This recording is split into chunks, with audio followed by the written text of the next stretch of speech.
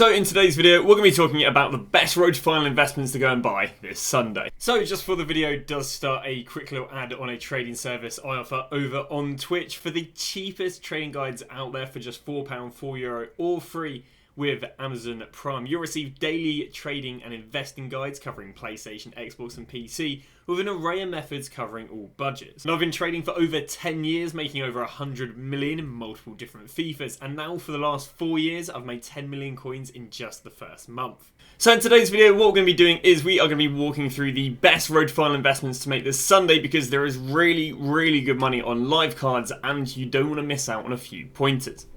So the most important thing to know about this road to final team is that only half the cards are really relevant to invest in. And the reason that only half the cards are relevant to invest in is because obviously we're getting players from the Champions League, we're getting players from the Europa League, we're getting players from the Conference League. And the Women's Champions League. But a lot of those still have a round to play. And because they still have a round to play, these guys don't actually play until like the first or second week of March. Whereas the Champions League literally play like in 2 weeks' time. Meaning if you want the best return on investment, you want the best cards, you know, where they're going to have active demand. And the players that are going to be able to receive an upgrade sooner rather than later are going to receive, better demand basically. So what we're going to do right now is I'm just going to go and show you this. Again, I did my research. So the round of 16 is played, it's drawn on the 23rd of February, which again, the Champions League games are literally played by then. And then the games will occur in the 7th and the 14th of March. So again, over a month away. It's the exact same here with... Oh no, this is the Champions League. And again, you can see the first legs are in February. And second legs are in the later February. So we can see again, people playing a lot earlier in the Champions League than the Europa League. And again, I even did the same with the Women's Champions League. The Women's Champions League, which goes straight to quarterfinals, doesn't start until even later in March, which means those cards are also an irrelevant investment because there's just way longer till they play. There's also another interesting thing, which actually I've only just understood, but I've gone back into my research. But obviously, some of the Champions League teams play a whole week before the other Champions League teams. So the relevance of that is that there should be even more hype on the guys who play week 1, because again, it's a shorter time for them to be upgraded than the teams on week 2. Now, what actually normally happens is when week 1 play, week 2 don't rise as much, but they rise a lot. It's not really like you have time to buy week 2 after week 1 play, because they rise a lot into the hype. And when people see how much team 1 or players who play in week 1 rise, players in week 2 rise. I don't think this will be as such the case with the Europa League and the Conference League, because it's not like the next week they play in like 2 to 3 weeks later. So you do have a bit more time to buy the Europa League and the Conference League. So what I've done is I've split the investments into two sorts of ways of investing in them. One is how favourable is the card. How much are people using the card? We look at cards there like Sule and Jimenez, and we can't imagine there'll be much demand if we look at some of the player prices who are just like Bundesliga and La Liga centre backs.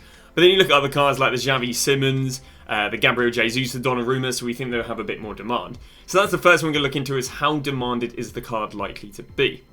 Now, obviously, we don't know the actual stats, and it's just projected cards. But what we can do once the actual cards are out, and again, I'll release maybe a later video, is if you go to PGP, you can actually look at the cards, the amount of games that are being used with each card, and as a result, you can see the demand. For example, in the honourable mentions, the most used card is Trent, Harry Kane, and Bernardo Silva, and as a result, we'd imagine those would be some of the best performing cards because, if cards are being used more than others, then they should rise more out of packs if the supply is the same sort of ratio. Obviously, supply ratio can change it.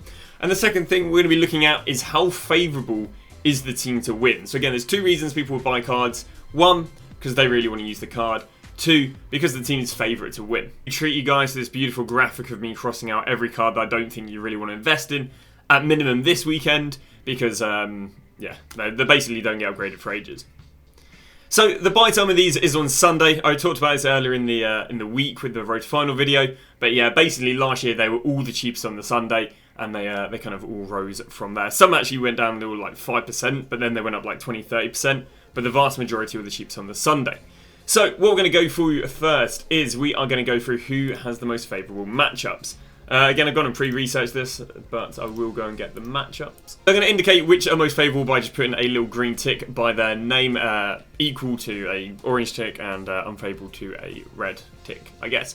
So the teams that I have favourable to win, and again this would increase the demand for them, is the likes of Gabriel Jesus with Arsenal taking on Porto. Second one is Donnarumma as PSG take on Leipzig. The third one is Pedri as Barcelona take on Napoli. The fourth one is Toni Kroos as Real Madrid take on Leipzig. And then the last one is Sule as the likes of Dortmund take on PSV. We then go to the games that I think are more 50-50. And those games that are more 50-50 would just be Jimenez as Inter Milan take on Atletico Madrid. We then go to the teams that I think are unfavourable to win, and that is Xavi Simons, as I said earlier, as they take on Real Madrid. Zambo and Guisa as they take on Barcelona. And finally, Mirino as they take on Scooby-Doo PSG. So, again, I'm sure some of them are up for debate, but at face value, this is what I believe are the most favourable and unfavourable. And again, how this translates into the market is the more likely the player is to win, the more likely they are to get an upgrade. The more likely to get an upgrade, the more hype they have going into their first game. So that is, who's got the most demand. But again, it's not fully that in terms of who does the best. What also has an impact is who is the most demanded in terms of who are people going to be using? Because are people going to be using the likes of Sule and Jimenez as much as they're going to be using the likes of Xavi Simons and Donnarumma? I don't believe so. So we're going to go for another tick, depending on how demanded. So I'll be honest with you, unless these stats are very, very different to what the cards they're going to be releasing, which again have been leaked, and the stats weren't amazing of the cards that have been leaked, I don't think any of them are really going to be that demanded. Like, you compare these to the Fire and Ice promo and Winter Wild cards, and even Team Your Honorable Mentions, these cards suck. Like, these cards generally absolutely suck. But that's kind of not what this promo is about. This promo is all about what these cards can become. It's that they're consistently live cards, so it's not about the base cards, but the reality is that these cards suck.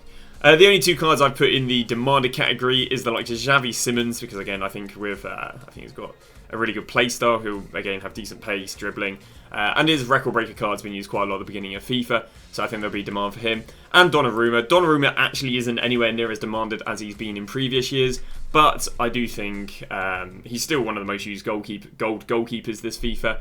And I do think comparatively he'll be very demanded. Now, Gabriel Jesus would be in the team of very well demanded, but he's most likely to be very expensive. And because he's likely to be very expensive, it means they don't rise that well, because think how many people have 1.5 million to go and buy Gabriel Jesus, and then think how many people have 200k to go and buy Donnarumma. The amount of people that can buy Donnarumma in comparison to Gabriel Jesus, even though the supply of Jesus is likely to be a lot less, would mean that Donnarumma would just outperform him. Again, it's very rare to find an expensive player in a promo rising a higher percentage than a lower player, which, even though I think Gabriel Jesus is demanded, I don't think he'll have as good of a rise due to how expensive he is, so I've got to give him a kind of a meh sort of thing. Next one is Zambo and Guisa. Again, not the best, but obviously Napoli's got a few links, and I just don't think he'll be as undemanded as someone like Sule and Jimenez. Spoiler alert. Next one we got is Pedri.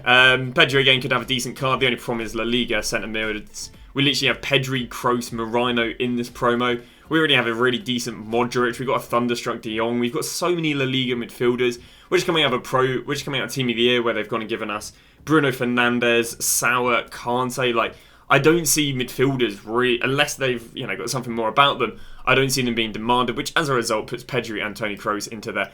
They could have good cards, but I don't see the demand being too crazy.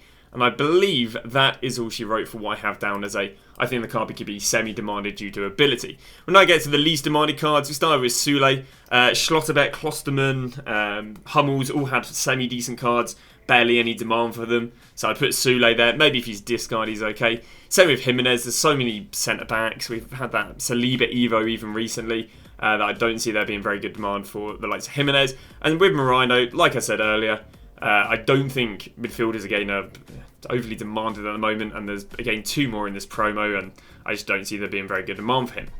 So that is that kind of wraps it up in terms of the players. Now, there's something I said earlier about in terms of who is favourable to win. Now, obviously, Team 1 plays set of Teams 1 play 1 week before set of Teams 2 in the Champions League.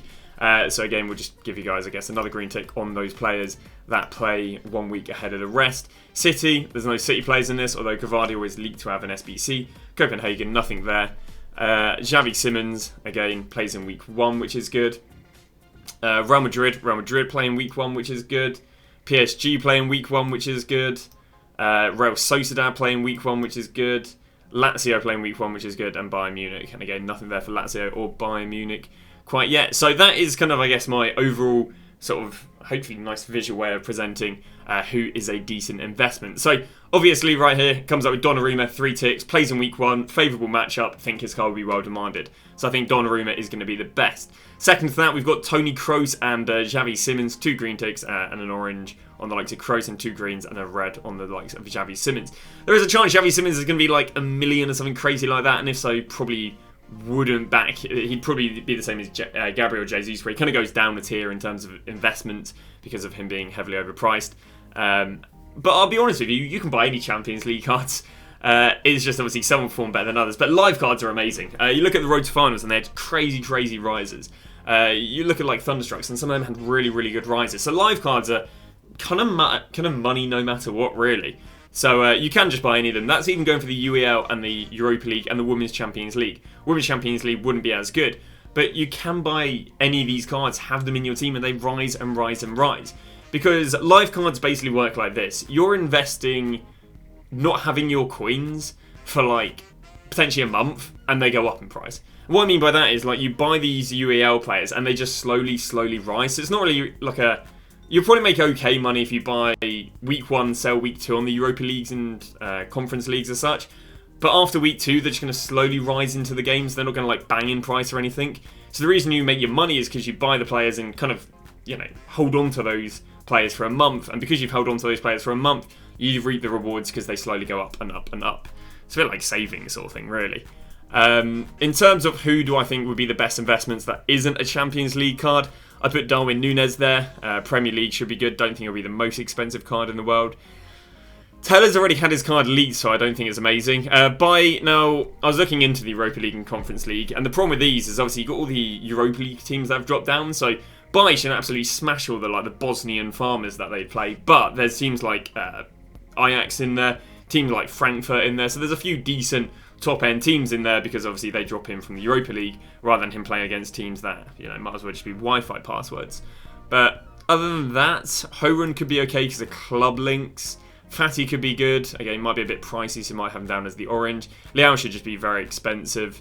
Don't think there'll be much demand on Lukaku. Could be okay demand on Taylor, especially due to Leipzig's, Bayern Leverkusen's form, sorry. Don't think there'll be much demand on Emerson unless they make him very fast. And I think that's about all she wrote. Hopefully you guys enjoyed the visual representation of this, and this didn't just look a bit cheap in that lot. But as I've done all the research regarding buy times, Sunday, all of it really. That was covered in a previous video, but I think it was quite nice to release a video now that all the cards are out. But thank you very much for watching, and we'll see you guys tomorrow with a brand new video.